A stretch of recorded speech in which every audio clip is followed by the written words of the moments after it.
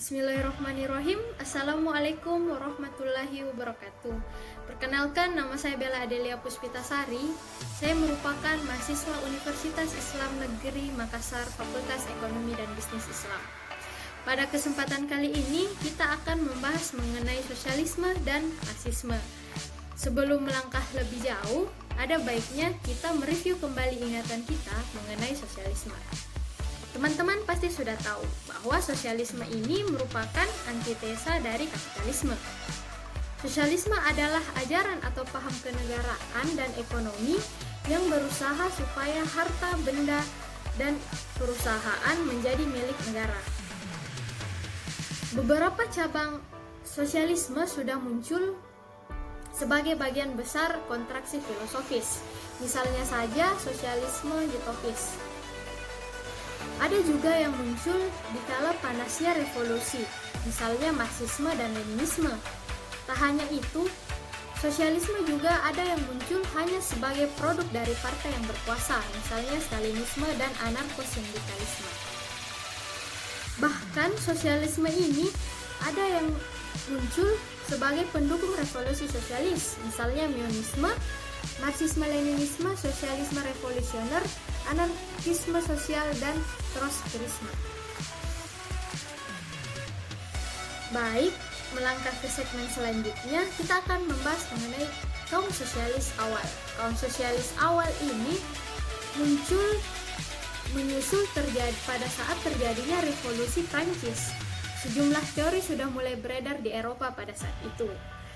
Teori ini berusaha menjawab tuntutan keadilan sosial yang tak terjawab pada saat revolusi Prancis. Dan untuk mengoreksi ketidakseimbangan ekonomi dramatis yang ditimbulkan oleh penyebaran revolusi industri, kemajuan demokrasi setelah pendudukan, Bastille memberikan pukulan yang menentukan bagi aristokrasi. Jadi masyarakat pada saat itu dapat kita sebut sebagai sosialisme utopis. Sosialisme utopis di sini bahkan teorinya banyak sekali ditentang oleh Marxisme. Pada saat salah satunya ialah sosialis utopis bahkan gagal menjawab pertanyaan tentang bagaimana sebenarnya masyarakat sosialis akan dicapai, karena mereka berpikir bahwa menjunjung tinggi teknologi adalah kebutuhan bagi masyarakat sosialis, tetapi tidak ada satupun teori yang menjelaskan bagaimana sebenarnya bentuk teknologi di masa yang akan datang. Tadi juga kita menyinggung tentang adanya revolusi perbaikan yang terjadi di Prancis memberikan pukulan yang menentukan bagi aristokrasi. Nah, teman-teman, di sini aristokrasi adalah bentuk pemerintahan di mana kekuasaan berada di tangan kelompok kecil yang mendapat keistimewaan atau kelas yang berkuasa. Jadi pada revolusi Prancis yang ingin mereka lepaskan ialah adanya sekat-sekat antara kaum borjuis dan proletar. Nah, slide selanjutnya itu mengenai review dua buku yang berisi tentang kritik-kritik Marx terhadap paham sosialisme terdahulu atau yang biasa kita kenal dengan paham Marxisme. Jadi di buku yang pertama, buku Karl Marx and Friedrich Engels, dapat disimpulkan bahwa buku ini menjelaskan mengenai tahapan negara dari kapitalis menuju tahap sosialisme ekstrim atau komunisme.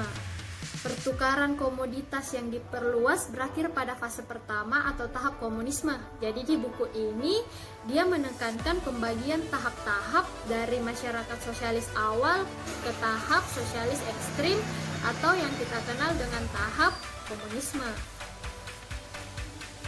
Individu-individu menerima voucher atau token dari masyarakat sebagai tanda bahwa telah memberikan sejumlah waktu kerja tertentu, dan sebagai gantinya mereka memperoleh stok sarana konsumsi baik sosial yang akan ditukarkan dengan jumlah waktu kerja yang telah ia curahkan. Marx tidak menyarankan kerja dari pekerjaan itu dihitung berdasarkan waktu sosial kerja rata-rata.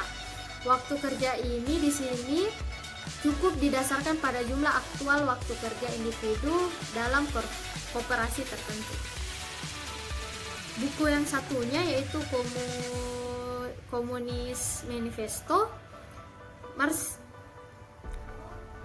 mempermasalahkan yaitu banyaknya bentuk sosialisme lain, baik di masa lalu dan di masanya. Kemudian dia mengelompokkan menjadi sub-sub bab kecil yang berisi pembagian kelas sosialisme. Yang pertama feodal, bourgeois kecil, bourgeois atau dalam ungkapan filosofisnya sosialisme Jerman. Dalam bukunya, Marx juga menyebutkan beberapa kritik untuk kaum sosialis, yaitu in general these theories can be related to one another, but in terms of the aspiration to restore the old means of production and exchange, and with it, the relationship of all property and all society, or in terms of attempt to limit the modern means of production and exchange within the framework of the old-tuned relation which had actually been destroyed. Karena alasan tersebut, Marx melihat dalam konsepsi-konsepsi ini bentuk sosialisme dapat disimpulkan sosialisme terdahulu itu reaksioner dan utopis. Jadi sebenarnya sosialisme dan Marxisme di sini memiliki perbedaan, yaitu sosialisme menganggap kepemilikan properti secara individu akan diganti menjadi kepemilikan secara bersama. Yang kedua, properti dan ekonomi itu dimiliki oleh negara. Yang ketiga, pajak tinggi akan diterapkan. Dan keempat, perusahaan akan dikuasai oleh negara. Sedangkan di sisi kebijakan Marxisme, negara, perbedaan kelas, pemilikan pribadi, dan uang akan dihilangkan. Marx sendiri mengatakan bahwa manusia bekerja untuk memenuhi kebutuhan, bukan untuk mencari uang. Banyak sekali kritikan yang disebutkan Marx untuk sosialisme terdahulu.